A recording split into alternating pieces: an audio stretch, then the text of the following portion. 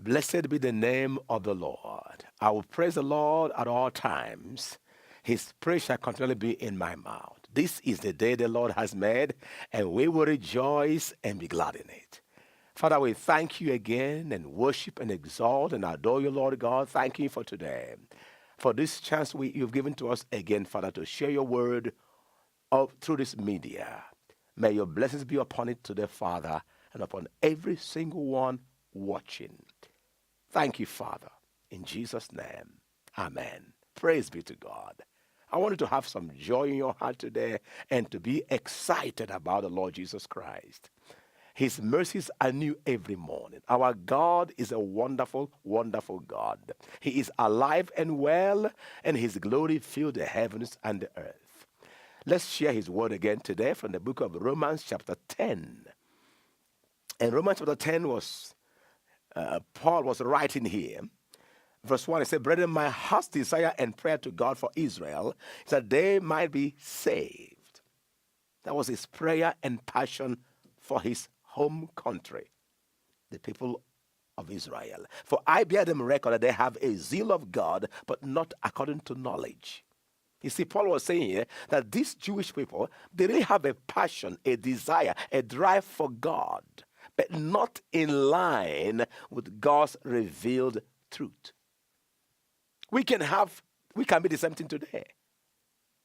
We have a desire for God, we want to go to church, we want to pray, we want to do all these religious things, but not according to the revealed truth, according to God's own way.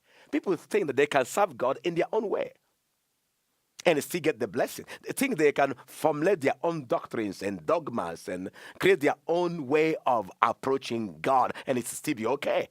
Mostly if there are so many people doing that. God is not a Democrat. It does not depend on the majority takes a vote. No, no, no, no. In the Noah's time, the whole world perished. Only a man and his wife, his 3 sons and their wives were saved. So it's not a matter of if the whole world drowned themselves in the ocean of lies and think because there are so many of us, God must, God have to change because of the crowd. No, the crowd does not change God. And here he was crying that my heart's desire for my people, that they might be saved. For they have a zeal, a passion, a drive for God, but not according to the truth. And then verse 3 says, for they being ignorant of God's righteousness are going about to establish their own righteousness.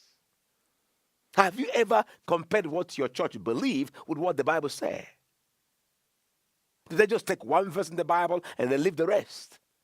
And from all they are doing that one little verse? No. And it says it's here. And so they go about to establish their own way of approaching God. What it means and how it means God accepts us.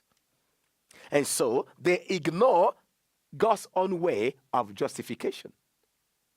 Oh, we got jumped to the River Ganges because there are so millions of us. That must be the right way. There are even some billionaires and millionaires and superstars doing that. That must be the right way. No, no, no, no, no, no, no, no. God is no respecter of persons. And then verse 4 says, for Christ is the end of the law, and for righteousness to everyone that believeth. Christ is the one who fulfilled the law. Not just the 10 commandments, but all the commandments of God. Only Christ fulfilled every commandment of God. Not even Moses. The Bible said that no one was righteous. No, not even one. Only Jesus Christ fulfilled all the righteous requirements of God's laws and commandment. He fulfilled the law from A to Z, not just the external, but also the internal. That's why he was saying, you've heard it said, if you commit adultery with a woman. But I say to you, if you lust after a woman, even in your own heart. So Christ didn't just fulfill the outward law, he didn't commit adultery, but even deep down in his own innermost person and conscience. He was the only one that kept the laws of God and fulfilled them. That's why he said, till heaven and earth pass, not even one drop, not even one comma, not even one full stop in the law will be fulfilled, will be cancelled. all must be fulfilled. Christ fulfilled all the law, which nobody on earth has ever fulfilled or can ever fulfill by their own power. So he fulfilled that law. And then, so you and I, knowing our bankruptcy, our weakness, our impossibility to fulfill God's laws, cling to the one, put our hope and trust and confidence in the one who fulfilled them. Hallelujah to Jesus. So we say, listen, I can't. I'm too weak. I'm too broke. So I can't fulfill the laws of God. Even though I may be willing, desiring, but there's no strength, there's no power of my own to keep all these commandments. I may try the external, but deep down in me, So now I put my confidence and faith and hope in him, Jesus Christ, who fulfilled all the law. So that I welcome him into my heart, into my life, so he come and live that life in me by the power of the Holy Spirit, and begin to fulfill those laws of God in my own heart by his own power and strength and wisdom. So that's what the Bible says. He is a fulfillment of the law, and he is the righteous, and then he is our righteousness to everyone who believes. Abraham believed God, it was counted to him for righteousness. So now I put my trust and faith in Jesus Christ and receive him who is righteous, who committed no sin. He becomes my righteousness. By putting my total, complete, and absolute trust in Jesus Christ, that becomes my righteousness. Then he begins to walk out his righteous walk in me and through me. Wow. Clap for yourself there. That's beautiful. So he is my righteousness. I receive him, just like a woman who maybe say a woman that is poor and broke and have nothing, but then a wealthy man comes and marries you. Now, in the truth, I don't know how it is in your own countries, but the moment you are married and your name is changed, you share in the wealth of the rich man.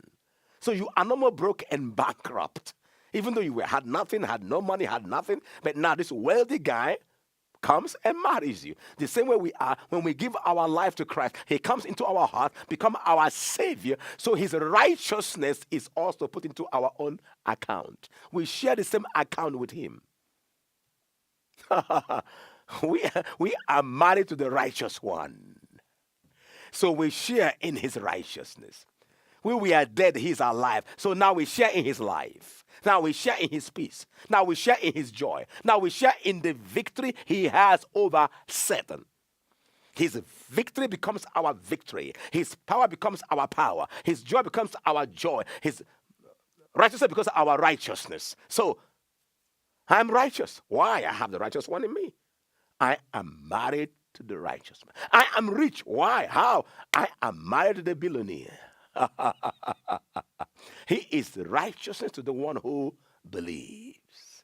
Wow. Praise the Lord. Now, but then we continue in verse 5, says, for Moses considered the righteousness which is of the law, that the man which doeth those things shall live by them. If you want to be justified by your own righteous acts, by trying to keep the laws of God, the laws of commandment, there are not only 10 commandments, but there are many of them in the Bible, and even their intricate details. If you fell in any one, you fell in all. And if you ever stop from doing them, you are counted for 000. Hallelujah.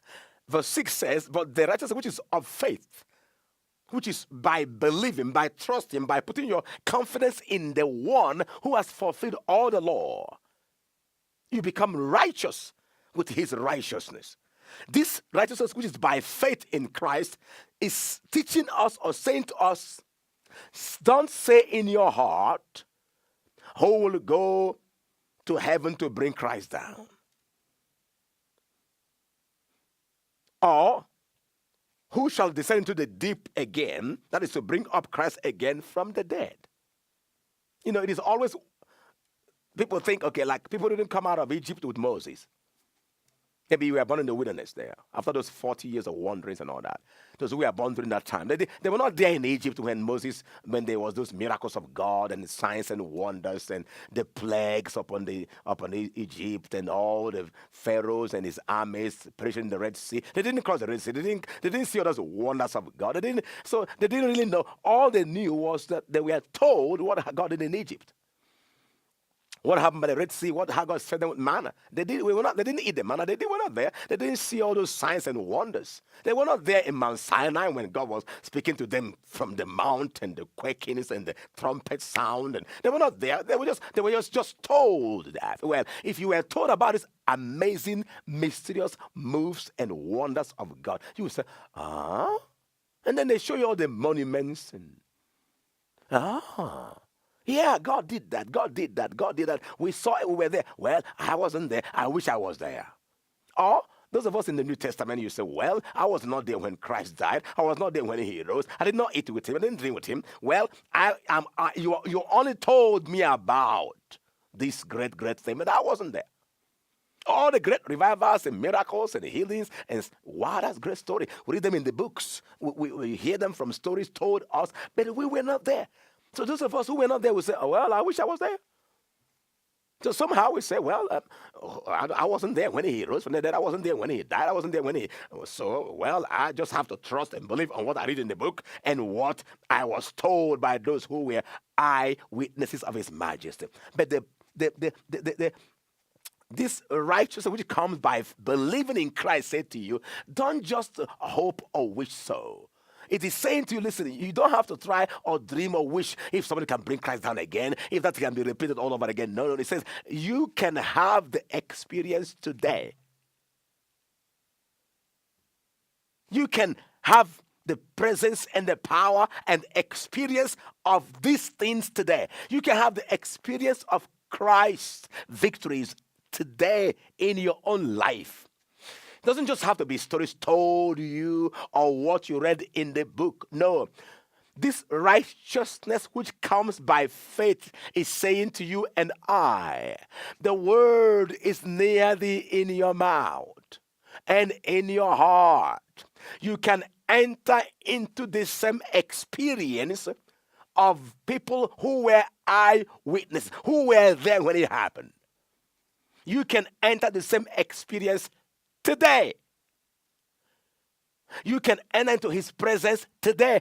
Christ can become real to you today as he was to those who were there physically when he was here on earth.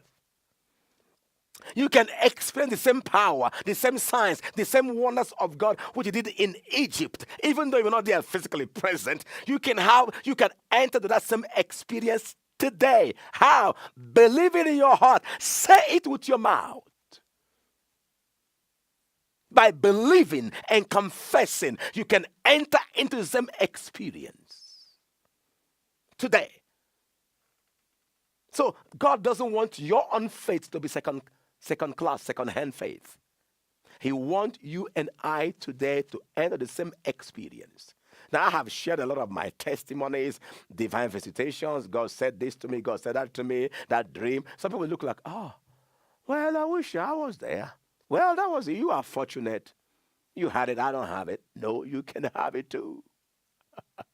Say, I can have it too. You can have it too. God wants you to have a genuine encounter with the living, risen Christ today, as those of us who had it before, there, here and there. You can have it today. The Bible is saying here that this righteousness which is come by faith is say not on their heart who shall ascend into heaven, that is to bring Christ down again from above, or who shall descend to the deep, that is to bring up Christ again from the dead. But what said, the word is nigh thee, even in thy mouth and in thy heart.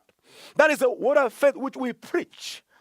That if thou shalt confess with your own mouth the Lord Jesus, and shall believe in your heart that God had raised him from the dead, thou shalt be saved. You will enter into the experience of being saved by believing in your heart and saying it with your mouth. It's not just a one-time say. You say it and keep saying it.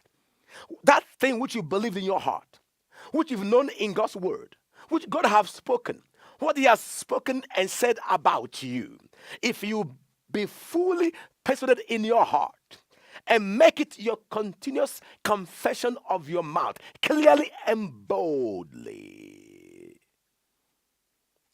it will become an experience. You shall be saved. Saved, that word there is sozo. It's a compound word. Deliverance, healing, forgiveness of sins, transformation of life. The salvation package will become real to you if you will be fully persuaded in your own heart and saying it with your mouth. Say what you believe, what you've known in God's word, what you've been convinced of, and really fully been assured of, what God has spoken and said and declared in his word. If you will fully believe it in your heart and keep on saying that, you will enter into the experience. It will become an experience.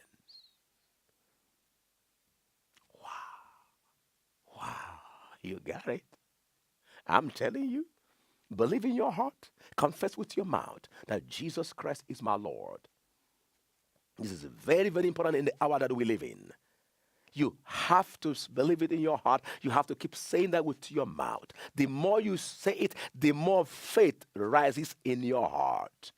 It is great when somebody preaches the word of God to you, but it's wonderful when you say it with your own mouth and your own mind hears it. That is how your mind is being renewed by the confessions of your own mouth. Faith grows and grows and grows and brings you into the experience of what the word has spoken. God's word has the power to manifest itself in your own life. God's word is alive. It is a living thing.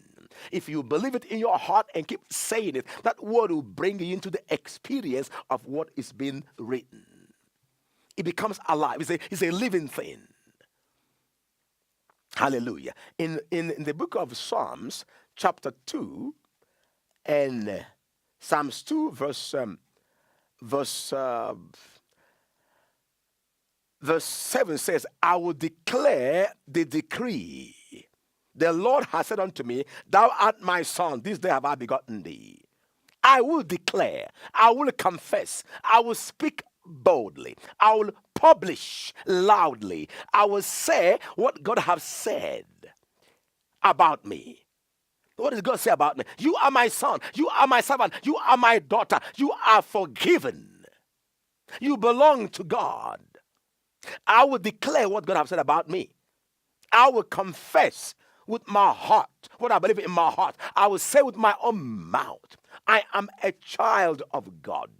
I am redeemed from the curse of the Lord. I will declare the decree. I will say what God said about me. You are my son. You are my servant. I have redeemed thee. Let the redeemed of the Lord say so. The average Christians today are ruled by their mind and dirty senses. They are frozen in their brain. The world frees your head with all kinds of ideologies. The Christian life is a life of faith, and faith is a life of confession. You say what you believe. Don't be afraid to clearly declare openly and publicly. The Lord Jesus said, if you deny me before men, I will deny you before my Father which is in heaven. It's not just a matter of denying the Christ. It's a matter of you denying who he say you are, what he has done in you, what he's doing for you today. You must boldly, clearly declare, Jesus Christ is my Lord. He has redeemed me from the power of the enemy. He has transferred me from the kingdom of darkness to the kingdom of his Son. Hallelujah. You have to declare. You have to declare what God has decreed. God's word is God's decree. God is a king. His word is the law. You must declare the decree, what God has said about you. I am a new creation. I am a brand new man. I have passed from death unto life. Christ is in me. My body is a temple of the living God. God is my Father. I am a child of God and joint heir with Christ. If God be for me, who can be against me? Greater is he that is in me than he that is in the world. I am seated with Christ in the heavenly places, far above all principality and power and dominion and authorities. You have to declare the decree. And the more you believe it in your heart, the more you declare them, the more you enter the experience. Wow. Somebody said, I don't dare say that. Well, who is talking? Your head and the devil. You have joined alliance with Satan in your flesh. This is no extreme. There's nothing wrong with me saying I am Pastor Festus. Is there anything wrong with that? No. I am saying who I am. Is that arrogance? No. I'm just telling you the truth. So, you answer your name. Who gave you the name? Maybe your father gave you the name. Or your mother gave you the name. And every day of your life, you are answering that very name because your parents gave it to you. Why don't you answer this name that God gave to you? God said you're a new creation. You're a brand new person. You pass from death to life. God's word said that greater is he that is in you than he that is in the world. Why don't you say that? Why don't you say that? You are answering your name. You are being who you are. I am dead, and my life is hidden with Christ in God. The devil is under my feet. Who said that? God said it. I believe it. I confess it. I believe that. More than I believe that my name is Pastor Festus. That's man-given name. This is God-given name. Wow. Friends, I challenge you in Jesus' name. Now, if you look at then chapter 12 of the book of Revelation, and verse 11 says, in fact, if you remember there was war in heaven. Satan and his angels fought, and then they were cast out. And verse 9 says, verse 8 says, and prevailed not, neither was there place found anymore in heaven. And it says in verse 9, and the great dragon was cast out, that old serpent, called the devil and Satan, which deceived the whole world. He was cast out into the earth, and his angels were cast out with him. And I heard a loud voice saying in heaven, now is come salvation and strength and the kingdom of our God and the power of his Christ, for the accuser of our brethren is cast down, which accused them before our God day and night. And then verse 11 says, and they overcame him by the blood of the Lamb, the blood of Jesus, and by the word of their testimony. And they loved not their lives unto the end. Therefore rejoice, ye heavens, and ye that dwell in the earth. What are the inhabitants of the earth and of the sea? For the devil is come down unto you, having great wrath, because he knoweth that he had but a short time. We overcome the devil and his works, his lies, his delusions, the unbelief, the fear, the panic, the confusion that is in the world. How do we overcome? By the blood of the Lamb and by the word of our testimony. Part of the word of your testimony is declaring the decrees of God concerning you. What Christ has done for you. Say it, believe it, declare it. Don't wait for your head to approve them. Don't wait for your feelings to approve them. Don't speak what you feel or think. Speak what you believe. What Christ has done for you, who he is to you, what he has done for you, what he has spoken to you and promised you in his word. This is the word of your testimony. Declare what Christ has done for you. Don't be stupid. Don't wait for your frozen head to tell you what to say, what to think. The devil will lie to your mind. What you hold on to that will save you from the devil's lie in this end time is the word of your testimony. Don't speak the language of your experience. They come and go. Hold on to the word of your testimony.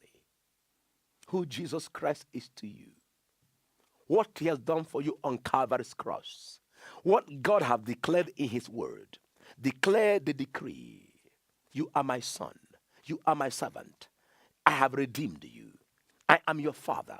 You are my child. I will never leave you. I will never forsake you. I will be with you always. I will help you. Say with your own mouth, my God will help me. My Father loves me. Christ died for me. Christ is in me. He is my hope of glory. He is in me. I am fully persuaded that my God, who began a good work in me, he will keep me till the end. Greater is he that is in me than he that is in the world. Christianity is the great confession. The devil may say lie to you, say, well, but you're not that kind of holy. You're not. No, no, no, no. It doesn't matter what you did. What matters is what Christ has done for you. What he has spoken about you concerning you. This is how you enter into the experience of salvation. By believing in your heart and confessing with your own mouth what God have decreed in his own word concerning you. He was wounded for my transgressions. He was bruised for my iniquities. The chastisement of my peace was laid upon him, and by his stripes I am healed. When you confess what God says, you are aligning yourself with God's word, with the truth. We can do nothing against the truth, but for the truth. All the devil does on earth is to intimidate you, fill you with condemnations and guilt, so you will abandon your testimony.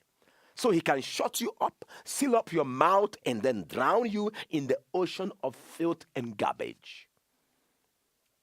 God wants to hear you say, I am not alone. My God is with me. God wants to hear you say, I will not die. I will live and declare the goodness of God in the land of the living. Say what you believe. Get to God's word. Plant it deep in your heart and in your mind, and daily say them. Mostly, if you are in any need, if you are battling with sin, confess genuinely, continuously, he is my righteousness. I am not condemned because Christ was condemned on my behalf. Wow, time flies when you're preaching good.